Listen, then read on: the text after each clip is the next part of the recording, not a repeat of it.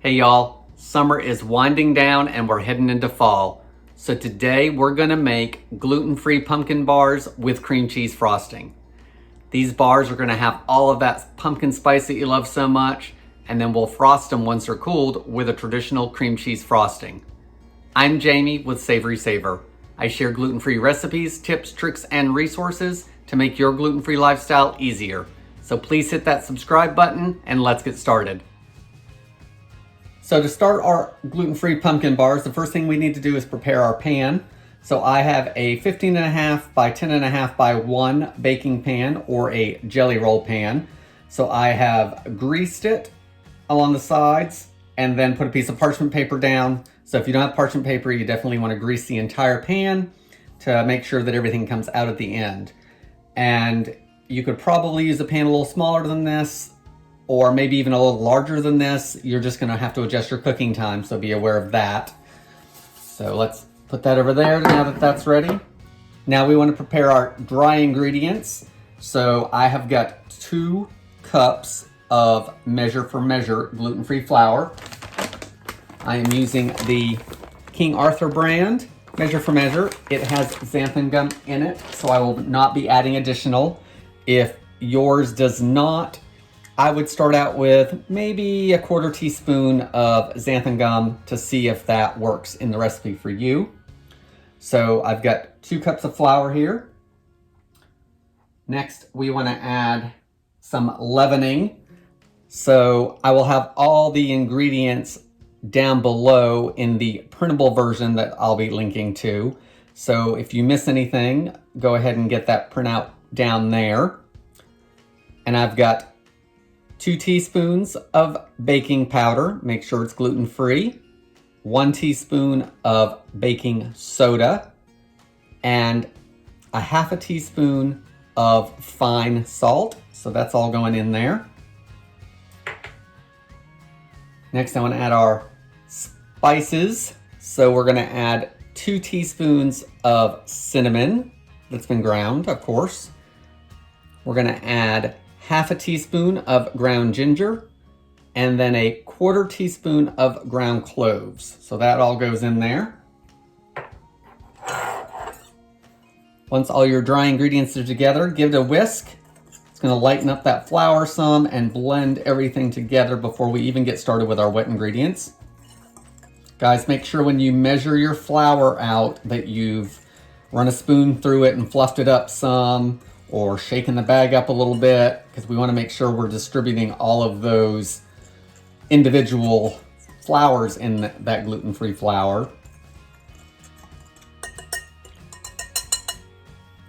Once everything's blended up where you want it, you can put that to the side for just a minute. Next, you want to have 4 eggs, and we want to beat those up, and these are room temperature. Guys, remember, room temperature ingredients most of the time are what you should be using when you're baking, because everything will blend much better. So let's beat those up.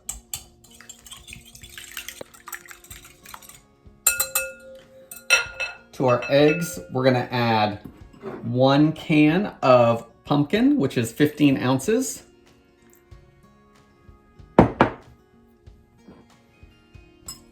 I'm sure this is like a broken record if you watch any type of cooking videos, but remember, you're using canned pumpkin and not pumpkin pie mix.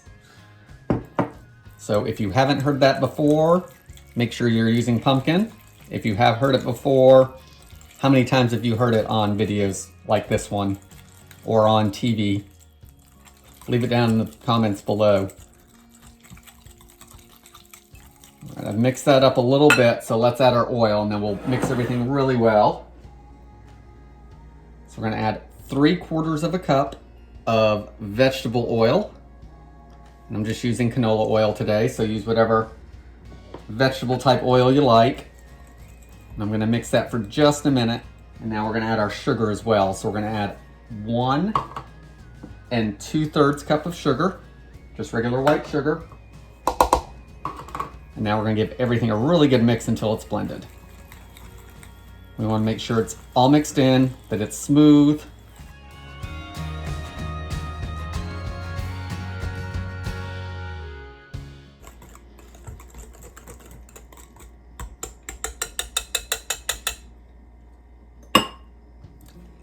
See how smooth that is? Everything's mixed together really well. So now we need to add it to our dry ingredients. So let's put that off to the side. Let's bring our dry ingredients back over. Now that I have our dry ingredients here and all of this mixed, I'm going to pour it into the dry ingredients. I'm going to switch from a whisk over to a scraper. So let's scrape the bowl out.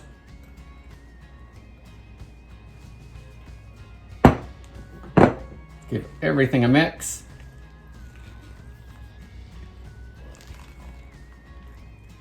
Make sure you're getting underneath and getting anything that's stuck to the bottom. We want all that flour to mix in.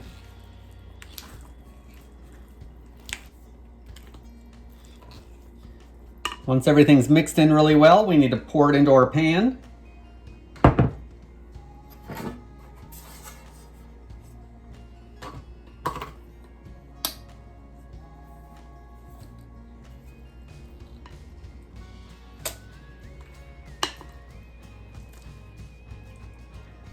Let's get it all spread as evenly as we can across the pan. Guys, it looks like we've got it pretty even there. So now that we have it ready to go in the oven, we want to preheat our oven to 350, because if you've watched any of my videos, I like to let the gluten-free batter sit for a few minutes and rest and hydrate. So that'll have that time to do that while the oven is preheating. So you want to preheat the oven to 350 degrees Fahrenheit. You want to bake these for 25 to 30 minutes or until they're light browned, and they should, with a toothpick in them, come out kind of dry like they do for any other type cake. And then we're going to let it cool on a wire rack for 2 hours, and then we'll frost them. I'll be right back as soon as that's done. Okay, so our pumpkin bars are pretty well cooled. There they are, nice and golden, and it's not very even. But that'll be fine because we're going to cover it up with this frosting. So to make our cream cheese frosting, I've got 4 ounces of cream cheese, which is half a brick, and half a stick of butter, which is 1/4 of a cup. So I'm going to blend those together. They're both softened, so let's blend them together first with your hand mixer.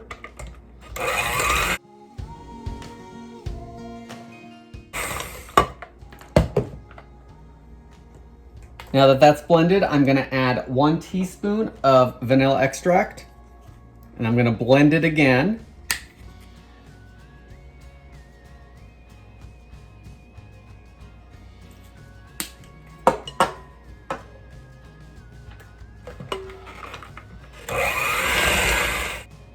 Guys, now that everything is blended together there, we need to add our powdered sugar.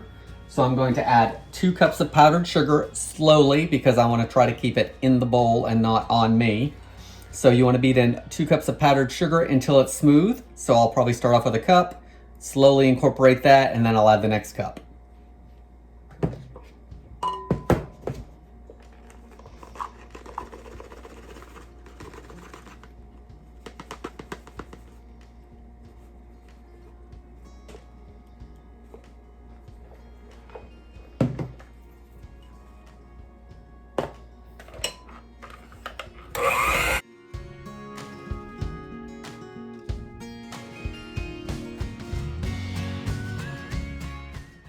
Guys, that's what it looks like once it's all blended until it's smooth. And if you think it's a little thick, you can probably add just a little bit of milk to it to thin it out a little bit. I would start with half a teaspoon to a teaspoon and blend it all up, which I think I may do, because I don't want it to be runny, but I also want to be able to make sure that I can spread all of it over the cake, or the bars rather. So let's just add a tiny bit of milk.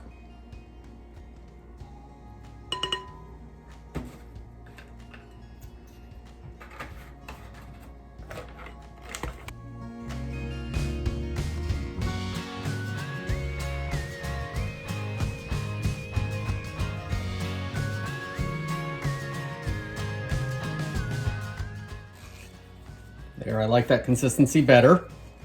So let's go with that. And we will finish cooling our bars that are sitting over here, and we will get these iced. Okay, so we have our gluten-free pumpkin bars. So let's add the cream cheese frosting that I have over here. So we're just gonna put it on there, and let's put it in a few spots, and that'll hopefully help us spread it better. And we just want a thin layer all over. So I'm going to use the offset spatula to see if I can ice this without any problems. We'll see how that goes.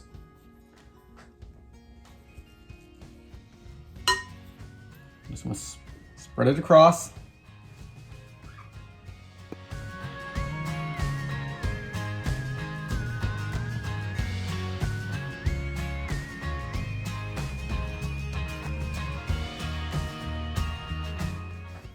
And guys, once you've spread it out evenly, we're ready to cut them.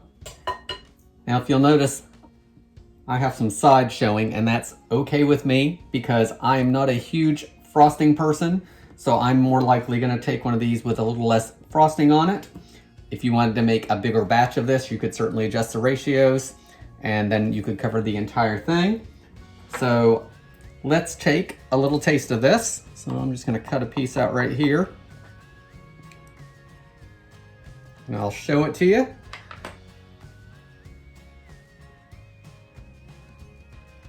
Got some good sponginess to it. Now let's bring it on up and I'll give it a taste. Okay, let's give our gluten-free pumpkin bars with cream cheese frosting a taste and see how they are. Guys, I know these are bars, but it's pretty much a cake, just in a thinner form. So if you put it in a 13 by 9, you can, like I said, probably adjust the baking time, still get the same results, and you'll have a thicker bar. Guys, the cake isn't overly sweet, which is nice. The top, of course, does have a ton of powdered sugar in it. So it is sweet, so it complements really nicely with the cake that isn't quite as sweet. So you get the perfect sweetness there, I think.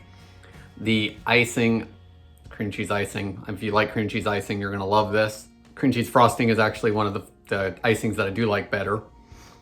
So, but this is a moist cake. You probably want to keep it in the fridge because of the cream cheese and the butter in the icing.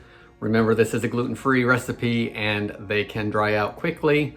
So make sure to eat it up, in a few days. But we'll see how this is in a couple days. And if there's any left, I will probably be sending it to work with Tara to share with her team. So guys, thank you for watching. I hope you enjoyed this video. If you did, please give me a like down below. Leave me some comments on some of your fall favorite desserts. I'd love to hear from you. Again, please consider subscribing, and I hope to see you on the next video.